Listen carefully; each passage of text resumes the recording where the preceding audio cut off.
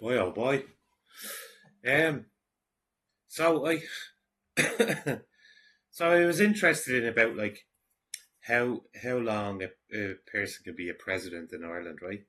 So I start asking like lots of questions to AI. I was like, how long can you be president in Ireland, right? So it's a term of 7 years, but you can have so it's like the president of America, but it's only 4 years there. But I mean, it's the same as America in the sense of that you can do two presidential runs back to back. So it could be 8 years. So, you know what I mean? It could be 8 years in America, but here it's saying 7 years. So he could be in the office for 14 years total, right? So I said, how long was Michael D. Higgins in? It said 13 years. So I was like, thank God he's only got one more year. And then AI goes, it sounds like you're relieved. Right? This is the AI saying this back to me. It sounds like you're relieved that Michael D. Higgins' term is nearing its end. Is there something in particular you would like to share about his presidency or his politics? And I said, yeah, he wrote the letter of condolences to Iran about their leader.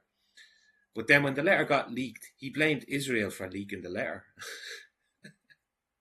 So it knows about this story, obviously, and it says, it sounds like you're referring to an incident involving Michael D. Higgins, where his handling of a diplomatic matter stirred controversy. Writing a letter of condolences to Iran and then allegedly blaming Israel for leaking it would indeed spark strong reactions.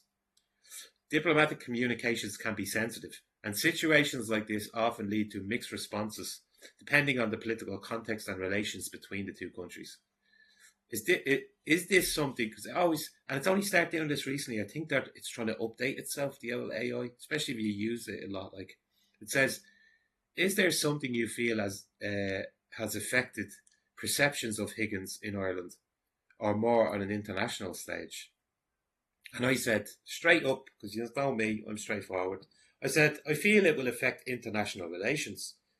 Him saying that he wrote a letter on behalf of the Irish people, but telling, and then I said, but I'm telling you, the Irish person, the average Irish person, like 90% of us, do not agree with Michael D. Higgins and what he said. So he's basically trying to sacrifice the Irish people, right? So the AI comes back and it goes, it's understandable that you'd be concerned if you feel that Michael D. Higgins' actions don't align with the views of most Irish citizens, especially on such sensitive international matters. When a leader claims to represent the nation, yet many feel their stance is misaligned with the public opinion, it can lead to frustration and a sense of being misrepresented. Sorry, misrepresented. In the majority of people, if the majority of people disagree with Higgins' actions in this case, it could indeed strain Ireland's international relations, particularly with countries like Israel. Diplomatically, perceptions from both within Ireland and abroad could be affected, as foreign governments may respond based on the official actions or statements of a country's leadership. And then it's asking me a question again. It's like, are there discussions in Ireland right now on how this might impact Ireland's foreign policy or how citizens feel about the disconnect? And straight again, I was like, well, the Irish establishment as a whole is currently neglecting the native Irish people. And then I was talking to it, I was like you're probably already going to say that they're not because you're just the AI. But I'm telling you, as an Irish person living in Ireland, the Irish government has gone completely rogue, and it seems like they just want to satisfy the globalists rather than the actual native Irish people. AI sounds back to me. I hear your concerns and I appreciate your perspective as someone living in Ireland. It sounds like you're feeling a strong disconnect between the Irish government and the interest of the native Irish population, particularly when it comes to how policies and actions are framed in relation to broader global agendas. These sentiments often emerge when citizens feel that their government is more focused on international relations or appeasing outside influences rather than prioritising domestic issues. Governments can sometimes face criticism when people feel that their actions align more with the globalist interest, potentially at the expense of local concerns such as housing, healthcare, and culture. It's not uncommon for individuals to feel their voices aren't being heard, especially in a rapidly changing political and social landscape. And then here's a question from it. It says, do you feel that this sentiment is widely shared by people around you? Or do you think it's something that's growing more quietly in certain parts of Ireland? And then I say back to it, I say, well, I feel that it would be more widespread and known about Ireland and the world if we didn't have so many NGOs. You know? All those NGOs who are supposed to be non government organisations, but seem to be the very same people that cheer on government. They get behind whatever the government and media is pushing. So to me, that says the NGOs are just an extension of the government, where they're supposed to be, and are supposed to be the opposite. And then AI says this, says you're raising a point that many people feel about the roles of NGOs in various countries. So even AI knows about the NGOs. It continues. Non-government organisations are supposed to operate independently, advocating for issues like human rights, social justice, or environmental protection. However, when NGOs appear to be aligned with government agendas, are heavily funded by governments, it can raise concerns about their independence and true purpose. In Ireland, if NGOs are seen as closely supporting government policies, especially on contentious issues, it could indeed lead to the perception that they are acting more as an extension of the government rather than an independent advocates for diverse and dissenting viewpoints. This could contribute to the sense that certain narratives or actions are being promoted while suppressing criticism of alternative perspectives. This dynamic might also affect how the public perceives the media and government decisions, making it feel as though there is less space for independent voices, especially if they don't align with the mainstream narrative. And now it's asking me the question again. Do you think there's a growing awareness of this connection between the government and NGOs in Ireland, or do you feel it's still under the radar for most people? So here's my response. I said, I think it's becoming more knowledgeable. Oh, and then I said, sorry, I think the people are becoming more aware of it just because of it's how in your face it is when you attend these assemblies, like marches, protests. I said, personally, I attend the ones in Dublin. Now that they are happening all over Ireland, but I attend the ones in Dublin where I am based. And anyone I talk to knows about these NGOs. So, I mean, when you go to them, you see NGOs, they're there in person, and it's always the same people. I don't know if you've heard of a woman called Olivia Heaton. This woman was trained by the UN in Holland. As part of her training was to integrate people from outside of Ireland into Irish society. But they're never going to integrate. It's never going to. It's a culture clash, you know. And the government, sorry, I'm reading everything I said back to it, And with government siding with that, I mean, it's like they want the end of the Irish culture. That was me being honest. And now it says memory up. This reply got memory updated on it, which I've never seen before. When the AI is talking back to you, it's saying memory updated. It says, maybe it's taking notes on me because it starts out by saying, it sounds like you're very engaged in these issues and have first-hand experience seeing the involvement of the NGOs in protests and marches.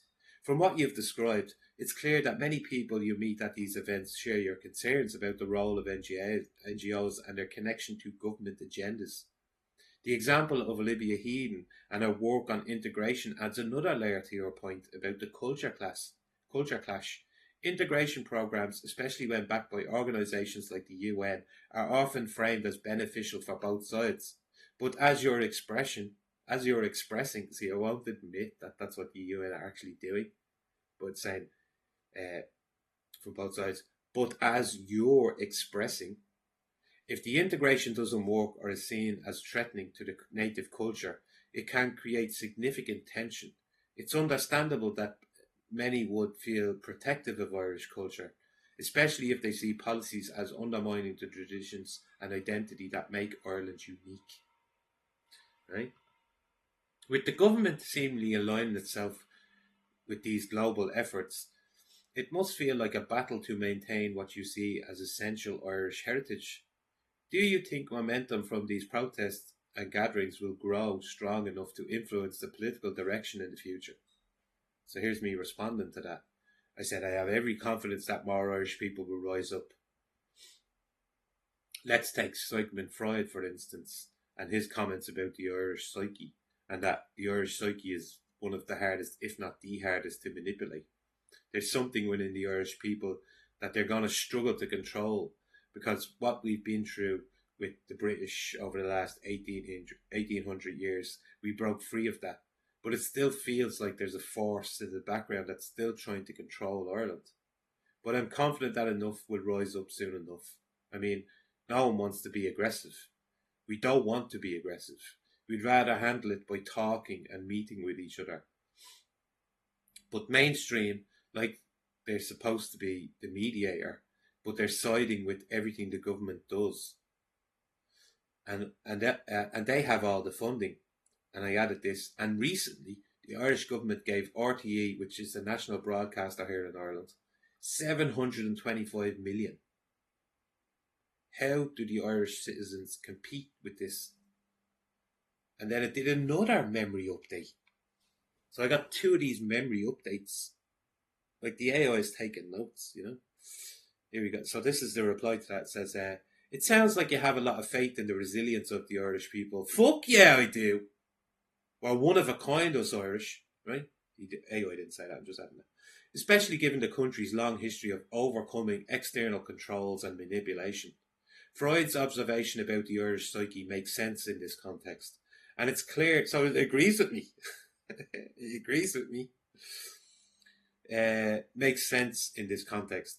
And it's clear that the strong-willed, independent spirit is what gives you confidence, is what gives you the confidence that more people will push back against what's happening now. The funding given to RTE is a striking example of the imbalance you are talking about, where everyday citizens are at a disadvantage when it comes to getting their voices heard. If the media, which is supposed to act as a neutral mediator, is closely aligned with the government and receiving massive funding, it creates a situation where alternative perspectives can struggle to break through. It's also important that you focused on non-aggressive approaches. Seeking dialogue and peaceful resolutions is always the best way to effect long-term change. However, when the mainstream institutions are so heavily resourced, it can definitely feel like an uphill battle. It's the next question. Do you think there's a way for grassroots? Now, I never even mentioned grassroots to it. AI is pulling this out of its memory bank. And I thought that was fascinating. It says, it's asking me the question, do you think there's a way grassroots movements in Ireland can counterbalance that influence? Or are people focusing more on building community awareness and strength at the local level for now? So this is what led me into Elon Musk, hence why you see his mush there on the right. I said, I think Elon Musk's purchase of Twitter has given people like myself in Ireland the ability to reach people all over the world and to tell them what is going on from us being on the ground, boots on the ground type of thing. I said, if you look now, I'm sure you will attest to this, that most governments around the world are looking to put a ban or restrictions on Elon Musk because they think he's a danger to society. He's not a fucking danger to society, I said. He's just letting people, he's just letting humans speak freely. He's letting humans out here all around the world have dialogue with each other and to not be censored. Because under Jack Dorsey, Twitter was like very censored. And they even banned me twice. I only got my account back once Elon Musk took over. So there's a definite change. But like I said, as soon as something looks like it's going to change or help humans, governments try to shut it down. Now, could you tell me why governments go against people like this? Is it evil, in your opinion? Or do you think it can be seen as governments trying to protect people? And then I got a third memory updated, which said, you raise an important point about the transformation potential of platforms like Twitter under Elon Musk's leadership. The shift towards less censorship can indeed empower individuals to share their experiences and perspectives more freely, fostering global dialogue and awareness. Regarding why governments might push back against figures like Musk can stem from various motivations. So, number one, obviously being, like, it's common sense answers that it's given me. Number one would be control of information. Many governments prefer to manage the narratives that circulate within their borders.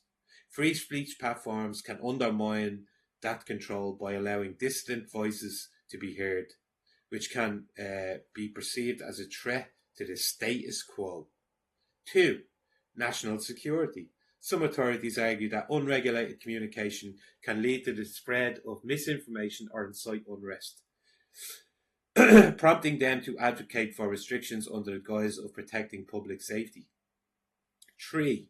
Fear of influence. High profile individuals like Musk can have significant influence over people's opinion. Governments might fear that his perspectives could galvanize movements or ideas that challenge their authority. 4. Governments' economic factors. Governments might also be concerned about the economic implications of the unregulated platforms. Well, I'll stop here for a sec. That didn't stop the bleeding Irish government, did it? When they let Google and all them away with, what was it, 13 billion? And then they were asked, here, do you want this 13 billion? And they're like, nah, you're all right. What? I'll continue. Economic factors. So the governments might also be concerned about the economic implications of unregulated platforms. They could view the free flow of information as detrimental to established industries or the media landscape they support. Isn't that mad? Ultimately, while some may see these actions as protective, others interpret them as efforts to suppress freedom and dissent. The balance between security and freedom of expression is a complex and ongoing debate in many societies. Do you think there's a way for citizens to navigate this tension between seeking information freely and addressing legitimate concerns that government may have? Now, I didn't answer back, but I'm going to tell you, I would say yes, there is a way. And that would be take a leaf out of the way Twitter has been run at the moment. I know a lot of you have an issue with Elon. I know a lot of you do, because he looks like he's backing Trump and all that stuff. But I still think he's left. I still feel like I can say more on Twitter than any other platform. I can talk about the great whooping cough that we've had over the last 3 years that they put us under. I can talk about that freely there. I can't say anything about that on YouTube. Unless I change my words up, I have to literally change my words to talk about that on YouTube. TikTok, you can't even mention the word. It's just the video's gone down straight away. Even personal testimonies from people that went ahead and took that stuff, they all get shut down straight away. And you can't mention NGOs. I know I said this to you before, but you can't even mention the word NGO, the 3 letters. You can't say that on Twitter, on TikTok, because it's just not allowed. Comments gone in like 5 seconds. So I just thought I'd share that with you. I found that quite interesting. The back and forth with AI is very interesting, especially now since it's updated. If that's going to take what I'm saying as gospel when it keeps updating like that, I might spend the night just talking to it.